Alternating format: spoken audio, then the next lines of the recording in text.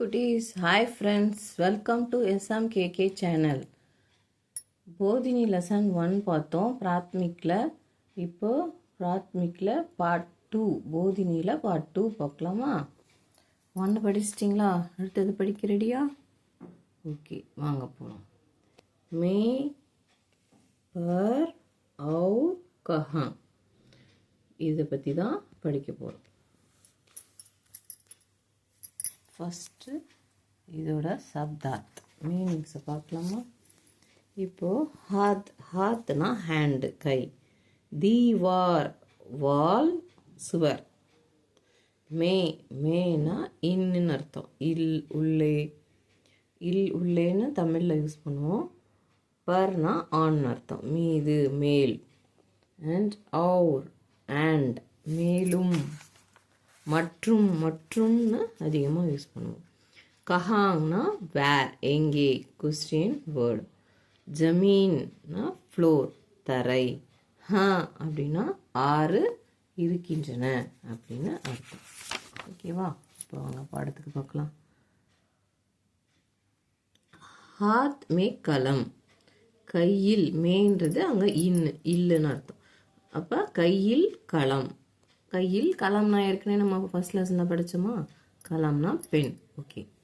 ஹாத் மே கலம் ஹே, கையில் பேனா இருக்கிறது. கலம் கஹாங் ஹே, கஹாங்னா வேர், எங்கேன்ற மீனிங்கில் வரும் கொஸ்டின் வேர்டு. இதை ஞாபகம் வச்சுக்கோங்க. கலம் கஹாங் ஹே, கலம் எங்கே இருக்கிறது?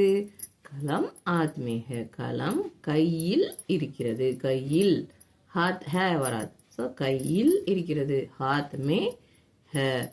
हाथ में क्या है? கையில் என்ன இருக்கிறது? हाथ में कलम है. அதேதான், கையில் கலம் இருக்கிறது. அடுத்தது மேஜ் பர் கிதாப். கிதாப்னா புக்கு, மேஜை மேலே புத்தகம். ஸோ மேஜ் பர் கிதாப் है. மேஜ்னா என்ன பார்த்தோம்? டேபிள். பர்னா மேலே, ஆன் அர்த்தம். கிதாப்னா புக்கு. ஸோ மேஜையின் மேல் புத்தகம் இருக்கிறது. புத்தகம், கிதாப் கஹாங் ஹே, புத்தகம் எங்கே இருக்கிறது? கிதாப் மேஜ் பர் ஹே, புத்தகம் மேஜையின் மேல் உள்ளது. மேஜையின் மேல் உள்ளது. மேஜ் பர் கியா ஹே, மேஜை மேலே என்ன இருக்கு? மேஜை மேலே புக் இருக்கு. மேஜ் பர் கிதாப் ஹே, அதே தான். ஓகேவா? புரிஞ்சுதா? அடுத்தது போகலாம். தீவார் பர் கடி. தீவார்னா வால், சுவர்னு பார்த்தோம். சுவத்தில் என்னது? Wall clock. ஸோ கடிகாரம் இருக்கு. தீவார் பர் கடி ஹே, சுவற்றின் மேல் கடிகாரம் இருக்கிறது. கடி கஹாங் ஹே, கடி எங்கே இருக்கிறது? கடி தீவார் பர் ஹே. கடின்றது கிளாக்கு, தீவார்ன்றது சுவர், வால். அப்போ கடிகாரம் சுவற்றின் மேல் இருக்கிறது.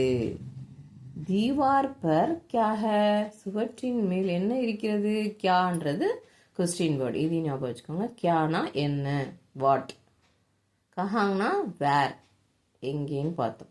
இது என்ன இருக்கிறது? ஸோ கியா ஹே, தீவார் பர் கடி ஹே, சுவற்றின் மேல் கடிகாரம் இருக்கிறது.